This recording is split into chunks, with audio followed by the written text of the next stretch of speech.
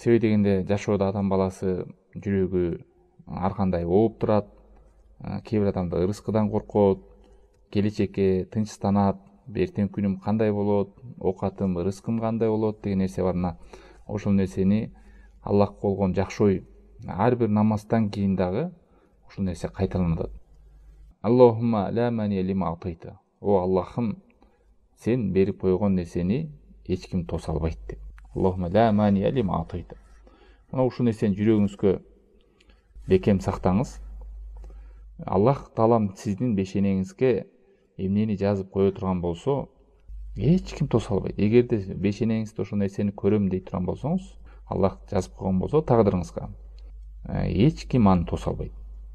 Эгер Алла таалам бирөөнү көтөрөм десе, аны 1000 адам жамандаса дагы жаманатты кыла албайт.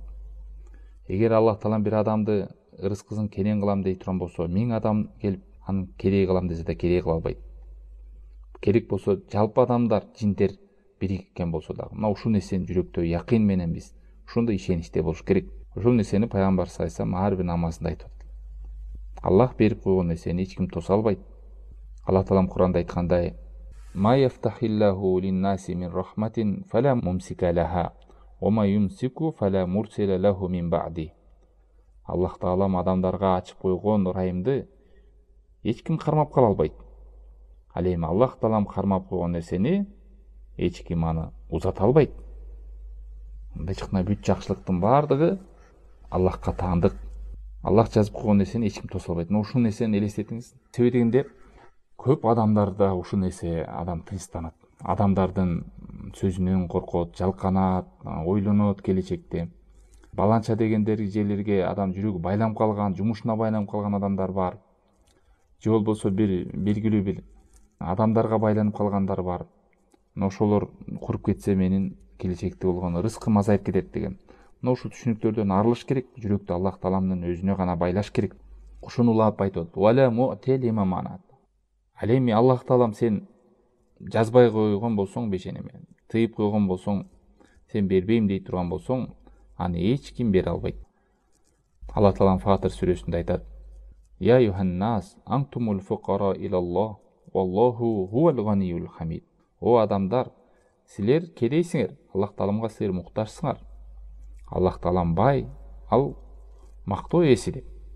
Бүт кедейлигибизди, арыз муңубузду, кайгыбызды, жокчулугубузду, алсыздыгыбызды баардыгын бир макулук болгон адамга барып бугузду чыгарып, ошол кайгы муңубузду айтпастан, ошол намазда Аллах тааламга жалынып жалбарып, ыйлап, эмне сурайбыз Аллах тааламдан? Бүт кайгы муңубузду Аллах тааламга айтыңыз. Адамдардын табияты ушундай. Адамга арыз муңуңду айтсаң, сени жаман көрөт, качат сенен. Ал эми Аллах тааламдан сурасаң, Аллах таалам даражаңды көтөрөт, Аллах жакшы көрөт. Ага жалынып жалбарып кайрылышын, көп сурашын Аллах таалам жакшы көрөт. Ал эми кулу суранбай, жалынып жалбарбаса, өзүнүн алыстыгын билгиспеген нерсе, бул жакшы нерсе эмес.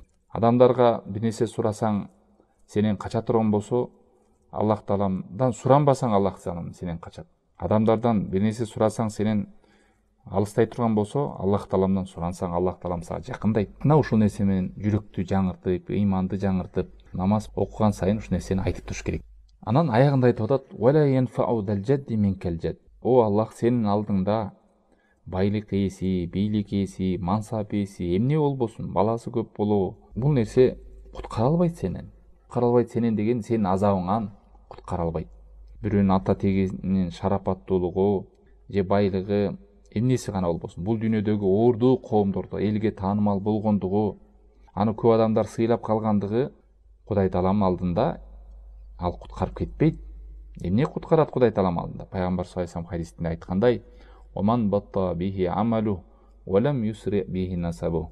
Кимдин амалы жай боло турган болсо, амалы шалак боло турган болсо, бош боло турган болсо, анын ата тегинин шарапаттуулугу, ата тегинин мыктылыгы жардам бербейт ага акыретте. Кээ бирөө айтып коет го, мен атам молдо болгон, анан чоң атам кыйын болгон, анан мечит салган деп, өзү эч нерсеси жок да. Атаң болобу, балаң болобу, жакының болобу, анын жакшы болгону сенин да жакшы болгонуңду билдирбейт. Ар ким өзүнө жооп берет. Амалың менен Кудай таалам алдында ордуң болот. Амалың жок болсо, жок болосуң. Бул жерде ошол бала чака, байлык эмне болбо, бул дүйнөдө кандай ордунда болбо, бирок амалың жок болсо сен жоксуң Кудай Тааланын алдында деп айтып атат. Имам Табари рахмахулла ушул жерге түшүндүрмө берип мындай сөздү айтат, бир жакшы сөздү. Ла янфау зал жад минкал жад. Сен алдыңда эч кандай бийлик, байлык, эч нерсе жардам бербейт деген мааниси дейт. Ай ла янфау дал хад фи дунья минал мал вал валад минка хаддуху фил ахира. Сенин алдыңда бул дүйнөдөгү байлык, мансап, бала, акча акыры эч жардам бербейт деген сөз дейт. Эмнеге ли аннаху иннама янфау фил ахира индаллахи амалу солих. Себеби Аллах Тааланын алдында кыямат күнүндө, акыретте солих амал гана пайда берет. Солих амал деген ошол сиздин кылган амалыңыз. Солих амал деген лал мал валал банун, балаң дагы, акчаң дагы жардам бербейт. Аллах Таалам Куранда Кахф сүрөсүнүн 46-аятында айткандай: "Ал малу вал бануну зинатул хаяти дунья". Акчалар, балдар дүйнөнүн кооздугу, бул дүйнөнүн кооздугу. Вал бакиятус солихат, ал эми түбөлүк калуучу солих амалдар караңыздар, сизде ар бир адамдын кылган амалдары дейт. Ушул хойрун инда роббика, Кудайдын алдында эң жакшы дейт. Эң жакшы сооп, ва хойрун саваба ва хойрун амала, эң жакшы үмүт, эң жакшы сооп. Ал эми жаш адам чоңойот, чоңойгон адам картаят, ошондой жаңы нерсе эскирет, ошондой эле дүйнөнүн кооздугу болгон бала чака, акча бакча баардыгы жок болуп кетүүчү нерселер. Ал эми акыретте болсо пайда берген бул солих амалдарың деп. Ошон үчүн канча деген бул дүйнөдө адамдар курган, Аллахтын ырайымынан айдалып кеткен, бир тоо байлыгына чимирген болсо, бир тоо сулуулугуна, бир тоо болсо күчүнө, ошондой арзыбаган дүйнөдөгү куруп кетүүчү, жок болуп кетүүчү нерселерге таянып, ошол нерсеге менен ушундай түшүнүктүү болгондо, эгерде Кудай Таалам бул дүйнөдө мага ушул нерселер берип аткан болсо, анда мен Кудайдын эрке кулдарынан экем да, Кудайга жагат экем да, бул дүйнөдө бергендейин кантип акыретте мага бербес деп дагы адашкан адамдар болгон. Мына ошон үчүн туугандар, берде биз о Аллахым, сен тыйган нерсени эч ким бере албайт, сен берип койгон нерсени эч ким тыя албайт, сен алдыңда эч кандай байлык, нерсе жардам бере албайт деп ар бир намазда ушул дуаны айтуу менен туугандар, кийинки болгон намазга жүрөгүңүзгө ушул ыйманды, ушул ишенимди орнотуп бекемдейсиз. Кандай терең мааниси караңыздар. Дагы бир ушулга тиешелүү кете турган нерсе, Фажр сүрөсүнүн 15-17 аяттарына чейин Алла Таалам Куранда мындай дейт: келген дуага тиешеси бар. Алла Таалам айтат: "Фа аммал инсану ида мабталаху раббуху фа акрамаху ва на'амаху фа якулу рабби акраман". Эгер Аллах Таалам бир инсанды сынаса, эмне менен сынаса, ага байлыкты, неаматтарды, жакшылыктарды көп берген болсо, ал айтат дейт. Эмне деп атат экен кул? Фа якулу рабби акраман. О, менин Роббим мага өтө сыйлап берди, мага жакшылык кылды деп айтат дейт. Ва амма ида мабталаху факадара алейхи ризкаху. Ал эми сынап рызкысын ченем менен жазып койгон болсо, мындай чыкканда жанагындай неаматтарды, чоң байлыктарды берген жок. Ошо өлөр өлбөс рызкысы бар. Ошондой кылып жазып койгон болсо, эмне деп айтат дейт? Фа якулу робби аханан. Роббим мени кемсинтип салды го. Кудай Таалам мага жакшылык бербей койду го деп айтат дейт. Аллах Таалам жооп берип атат. Келла дейт. Жок, мындай эмес дейт. Эгерде кимде ким бул дүйнөдө ошо байлыкка же бийликке, мансапка жетип калса, ал ойлобосун, мен анда ийгиликтүү адам экен, Кудайга ушун менен жаккан экем деп. Ошондой эле бул дүйнөдө бир адам кедей болуп калган болсо, ырыскысы тар болуп калган болсо, жашоодон жакшылыктарга көп жетпей калган болсо, ал да ойлобосун, Кудай Таалам мени кор кылган турбайбы? Кудай Тааламга мен жакпаган инсан турбаймбы дебесин дейт. Мына тафсиринде эмне дейт бул аяттын? Караңыздар. Мен вассатуху алейхи акрамту. Адам баласы ойлобос, кимге мен байлыгын кенен берип койсом, мен аны жакшы көрүп калдым. Же аны мен урматтап, жакын тутуп калдым дебесин. Кимге айтып атат муну? Бизге айтып атат, адамдарга тийиши. Вала куллу ман кадарту алейхи акуну кад аханту. Ал эми рызкысын тар кылып берип койсом, ал ойлобосун, мен аны кор кылып салдым деп. Эмне? Бал хада иптила. Бул сыноо. Лияшкурал абду аля сарра. Жакшылыкка келген, байлыгы көп келген адам шүгүр кылабы? Ва яспир аля дарра. Рызкысы тар болгон адам сабыр кылабы? Фаман рузика шукр ва сабр кана куллу қада яқдихиллаху хайран лаху.